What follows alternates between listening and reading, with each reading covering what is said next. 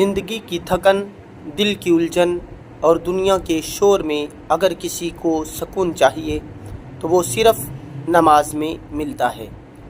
دنیا کے ہر کونے میں لوگ خوشی میں بھی سجدہ کرتے ہیں اور غم میں بھی سجدہ کرتے ہیں، کیونکہ بندہ جب رب کے سامنے جھکتا ہے تو دل کے بوجھ ہلکے ہو جاتے ہیں۔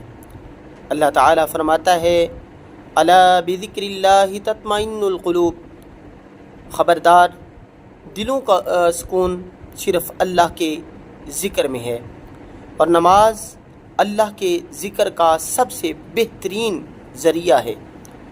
نبی کریم صلی اللہ علیہ وآلہ وسلم نے ارشاد فرمایا، نماز میری آنکھوں کی ٹھنڈک ہے، یعنی نماز وہ چیز ہے جو آپ صلی اللہ علیہ وسلم کو سب سے زیادہ سکون دیتی تھی۔ جو شخص نماز کو بوجھ سمجھے گا وہ ہمیشہ بے سکون رہے گا، اور جو نماز کو اپنا سہارا بنائے گا اسے دنیا و آخرت کا سکون نصیب ہوگا۔